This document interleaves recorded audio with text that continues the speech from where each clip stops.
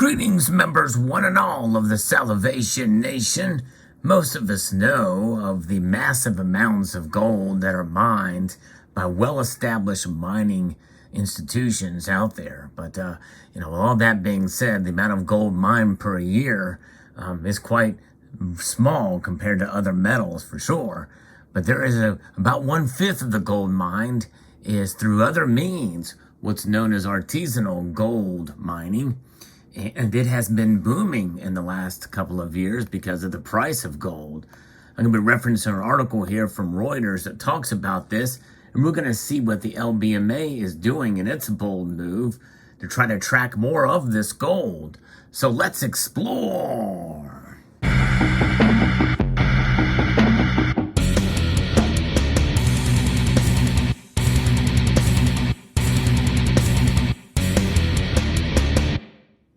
If you enjoy stories like this, where I talk about precious metals, I hope you will press that thumbs up button. From Reuters, a rapid rise in the price of gold since 2000 has driven millions of people to deposits in Africa, South America, and elsewhere, where they dig for gold using basic technology. Such informal digging is known as artisanal or small-scale mining. It also has the acronym ASM. And it has been around for centuries, and gold offers cash to communities that may lack alternatives. There are now more than 15 to 20 million artisanal miners, and millions more depend on them. And according to a global platform for these data called Delve, more and more people are trying to bring this fast-growing trade into the formal economy. But it has generated toxic waste and fed labor abuses, organized crime, and prostitution. In fact, you may remember I covered some of this with regards to blood gold, and some of this gold that has been mined illegally has come through the port of Miami. Republic Metals is one company that suffered, because of this, as far as they had been practicing these and working with a lot of these artisanal miners, some of them illegal, or many of them illegal. So artisanal and small-scale miners often operate freelance, sometimes paying landowners to access a site or handing bosses a share of their ore. Many work with little more than pickaxes and shovels and carry what they dig on their backs. Others use diggers and crushers. Often miners use mercury to extract the gold and then turn it into a semi-pure nuggets of doré to sell to traders. So consumption of gold has risen as rapid economic growth in China created millions of new gold buyers, and the economic crisis of 2008 drove investors into assets like bullion, expected to hold their value. That pushed prices from less than $300 an ounce in 2000 to around $1,500 and more in recent years, making mining more attractive than farming for many in countries with often rapidly growing populations. It's hard to measure the output of artisanal and small-scale miners, but Metals Focus, a consultancy, estimates that they now produce, close to 700 tons of gold now, worth more than $28 billion. Mechanized mines produce around 29 to 3,000 tons a year, according to Metals Focus. And so the problems it creates, in most cases, is it can leak toxins, pollute water systems, track organized crime.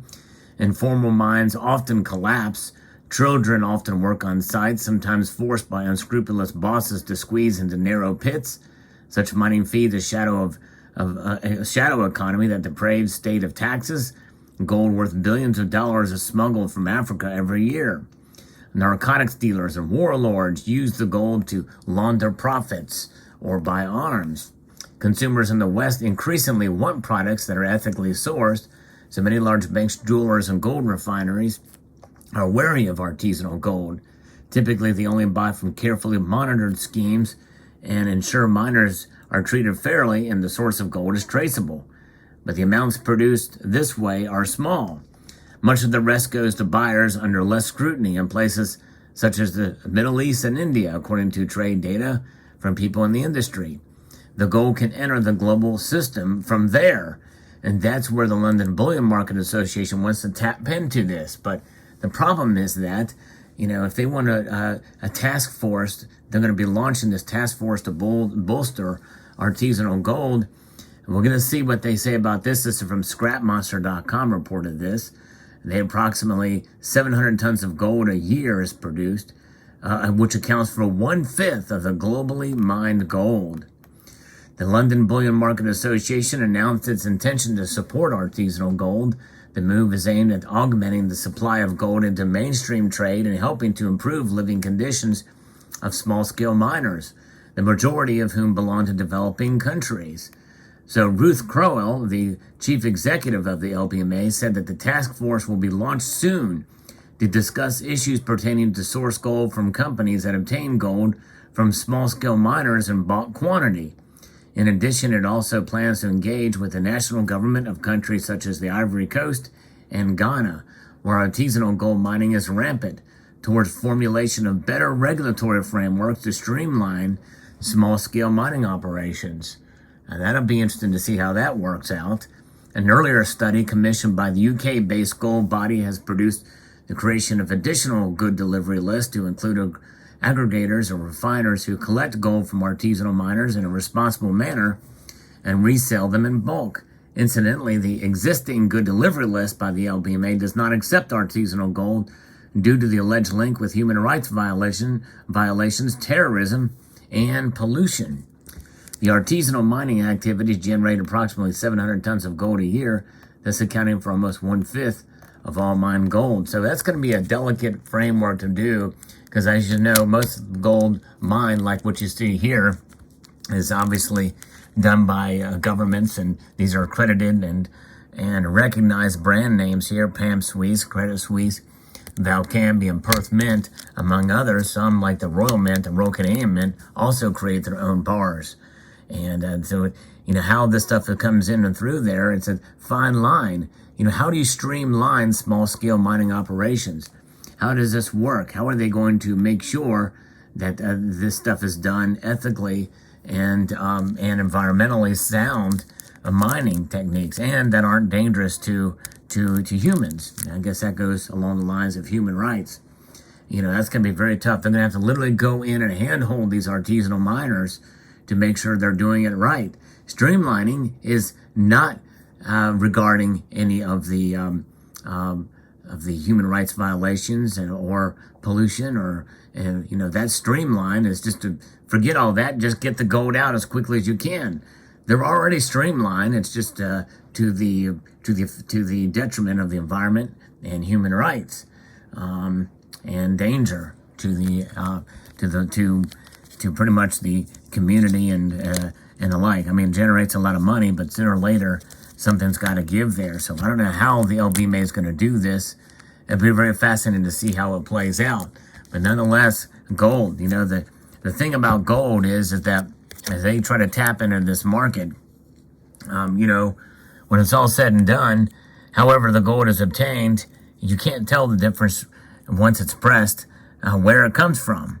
Likely this gold bar from Perth Mint, we can pretty much bet that it was done and created by the Perth Mint gold mined ethically and under regulations and the like, and done responsibly. And it is 4/9 pure gold, but you never really know for sure.